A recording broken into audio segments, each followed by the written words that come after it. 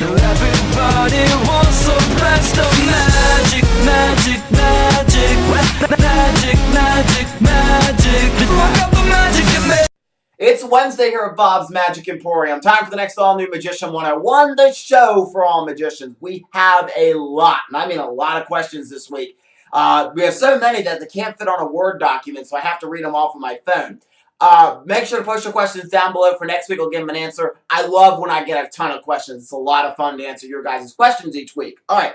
First question, though, however, comes from Taylor Lunsford Magic. He says, "What's up, Bob? I was wondering if you could do a review and performance of the Smiling Assassin. Thanks. P.S. Do you play any sports? If so, what sports do you play?" I'm more of a sit behind the computer guy and work on the computer. Also doing the YouTube thing, which I really love to do. Making videos for you guys is a lot of fun to do. And do the magic. Practice and going out and actually performing. So I don't really play any sports. I do love to swim. We have a pool in our backyard which just recently opened, so I hope to get in there very soon when the water warms up. But I love swimming. So I don't know if that's technically considered a sport. It's played during the Olympics. I love to swim. I also love to go kayaking. That's really fun to do. And I love hiking, going out and going on a hike. I played tennis a couple times. That's kind of fun, but normally I'm a bad tennis player because I'm like all over the court trying to chase the ball. So I really love swimming the most, I have to say. All right, and the Smiling Assassin trick. I will do a review. I just don't have enough time in this episode to do a performance. So all you have to do is go to my channel once this video is over, which just click my name underneath this video, and do a search on my channel for Smiling Assassin. You'll find it. It's one of the 365-day magic challenge videos. Smiling Assassin is a really fun card trick where you have all these cards with smiley faces on them. And then you have the spectator choose a card. They remember the card. You take a little gun out. It's a little cap gun with you load the cap in, you shoot, and the gun makes a bang because the cap explodes. And then you go through the cards. One of the smiley faces has a bullet hole in the head, and their tongue is like, ugh. And you turn the card over. You notice there's a hole in the card. It's their card. Really, really cool. It's a great trick. And be on the lookout, Taylor, because very soon on Trick Questions, that's going to be one of the products we'll take a look at. So you can ask more questions in detail about it there. All right. Magic Andrino has the next question. By the way, Magic Andrino, it's the first time he's on the show. Thank you so much for posting a question, and I've seen you a lot on the Magic Geek blog, so it's good to have you on this show. All right, Magic Andrino, his name is so cool because he has two clubs right next to Magic. It's so cool. All right, he says, "Hi, Bob. Great show. Thank you so much." He says, "What do you think about Unwritten?"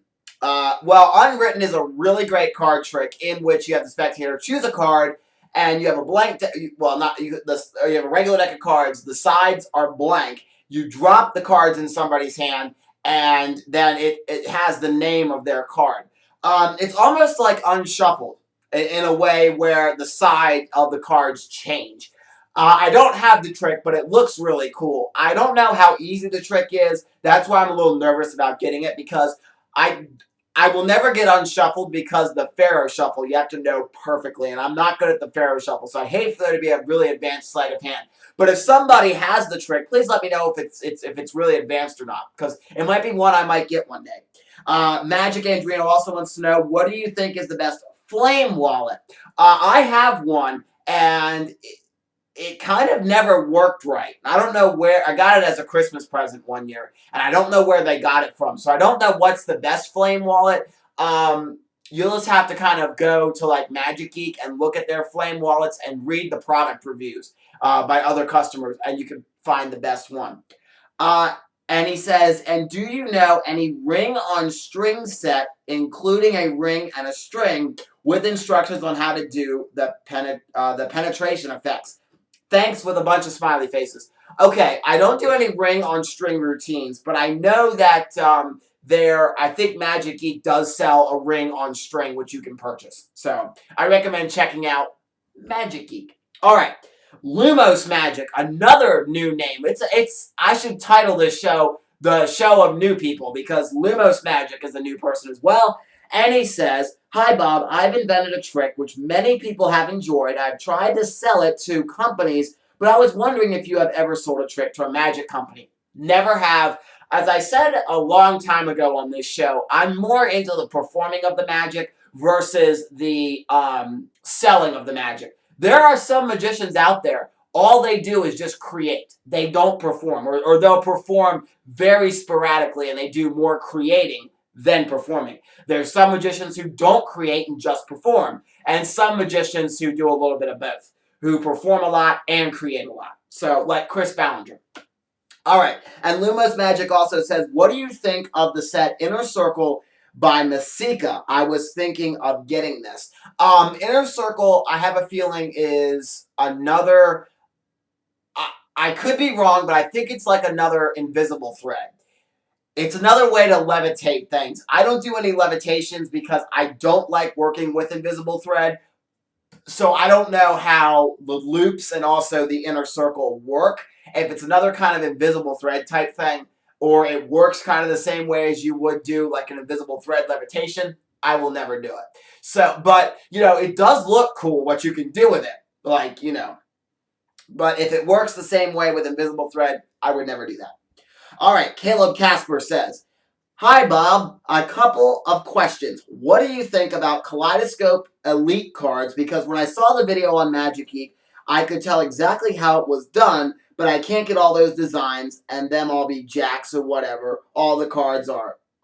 So I think it's a cheap price. So I want a review on the reactions on that. Okay.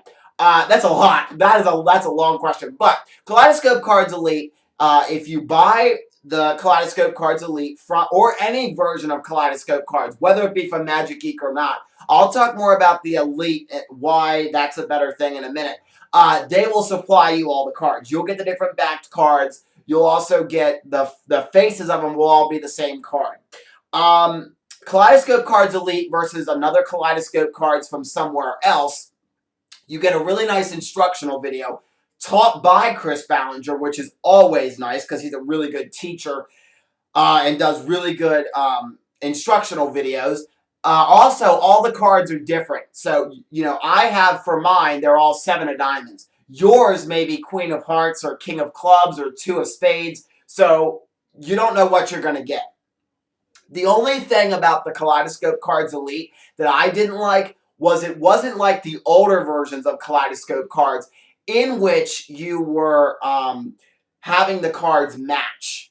In this version, the cards didn't match. The backs of them matched, but they were the mates. So, like with mine, it was the 7 of Spades, and then the card that you would find would be the 7 of Clubs. And then you have the 7 of Clubs, you'd find the 7 of Spades. I changed it so that you have the matching cards and the matching back. That's the only bad thing about the Kaleidoscope Cards Elite that I didn't like, was you were finding the mate to that card instead of finding its match. And then when you turn the cards over, you get the revelation of all the cards are a completely different card. You would say, like with mine, oh, you think I use a deck of all 7s? They say yes. You turn them over and they're all 7 of diamonds instead of black 7s. It really is a sucker punch because the way I script my pattern for the Kaleidoscope cards, I will say, do you think I use a deck of all 7s? And get this really big smile on my face, making it seem like I do use a deck of all 7s. And 99.9% of the time, they will say,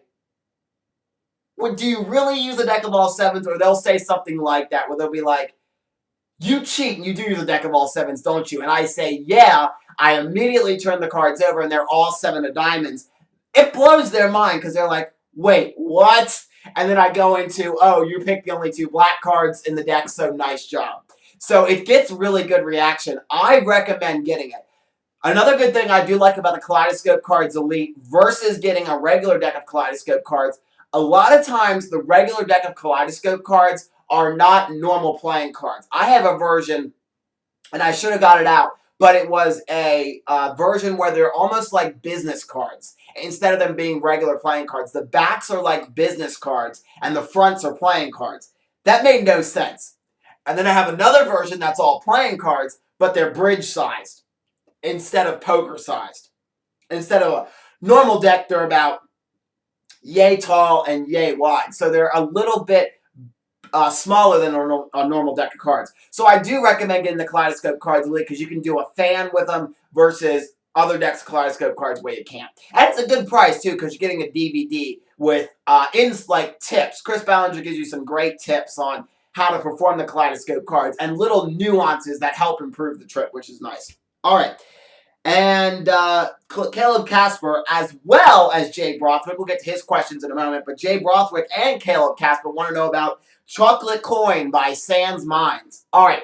This looks like a really incredible trick. If you do coin magic, I really recommend picking this up. You get so many sucker punches in this trick.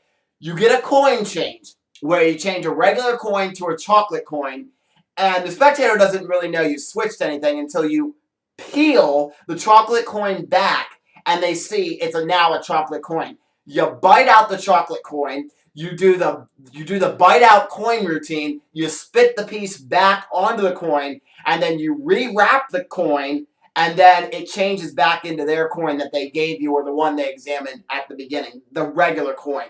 It looks really cool. I recommend picking it up. I think it looks awesome, and it would go really well in a show. I think if you do a lot of restaurant magic, it would be awesome there. If you do street magic, it'd be really awesome there too. I recommend picking up the Chocolate Coin by Sans Minds. All right. And Caleb Casper also says, one more question. I want to start doing like shows and parties, so I want advice on how long my show should last and what would be best for like all adults or kids. Okay. By the way, Caleb Casper, I don't know if you saw it, but I sent you a personal message with that unlisted video on how to structure a show.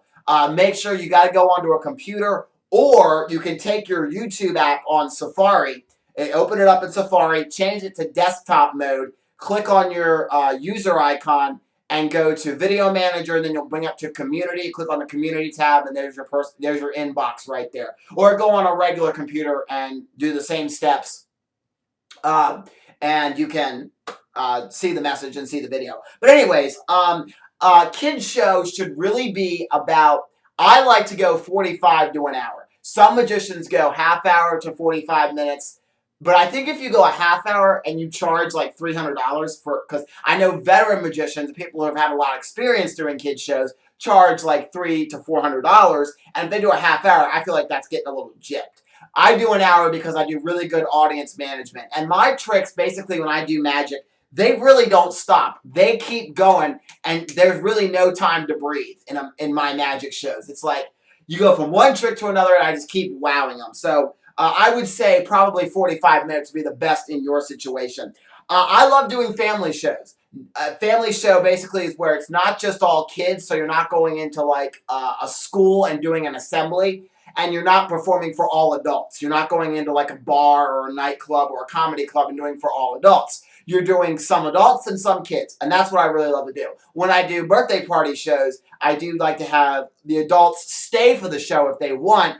That way they can also experience, because I do throw some humor in for the adults, and I do throw in some tricks that the adults will enjoy, and the kids enjoy all the tricks as well. All right. And Jay Brothwick has the final questions. Hey, 444R, hope you are well. I know it has been a long time, but I miss your show so much. So what do you think of the Gecko? All right, Gecko is a classic magic gimmick in which you can make things vanish. It's a classic of magic. A lot of people like it. I would go do some research, because the Raven and the Gecko are basically the same effect. A lot of people prefer the Raven over the Gecko, and some prefer the Gecko over the Raven. So you got to go do, I would say in this instance, go do research and find out which one would fit better in your show, and see what people online are saying about that versus the Raven. Because some people like the Raven a lot more. I don't know. I don't own either of the. I don't own either of the tricks, so I can't tell you which one is better than the other. All right, and he also wants to know about Chocolate Coins by Sans Minds. I just reviewed that, and he says, would you use these tricks in your show? Thanks, mate. Have a great rest of your week. Hope you are okay, mate. Okay. He wants to know about the Gecko and Chocolate Coin, but I use it in my show. Chocolate Coin, oh, definitely. I'm going to get that. Maybe not this month from Magic Geek, but I'll get it down the road. I will get it because I think it looks really cool. I think it'd be really cool. The Gecko, I have no intention of getting that, because I think I read somewhere, actually, Jay, to kind of go off one more point here about the Gecko. I think you have to do the Gecko and the Raven. If I remember what I read correctly when I was looking at those tricks a couple years ago, you have to have sleeves or a jacket to do it. So that's the only bad thing. If you don't work with sleeves and you like to work in short sleeve shirts or your sleeves are rolled up all the time, I think I remember reading that those do have to be used with a jacket or sleeves. So that's going to do it for this week's Magician 101. I'm sorry it's such a long show. We had a lot of questions, though. Make sure to post your questions down below for next week. I'll give them an answer, and I'll see you next Wednesday for another all-new Magician 101. More. Do you know how to mix up cards? You say, you are not cards. You are not cards. You get the 2 tubes, and you get a certain amount of bottles. Let me grab one of the cards. A little bit more in the way of not really sleight of hand. It requires more actually looks. It looks like you're actually taking and shuffling the cards.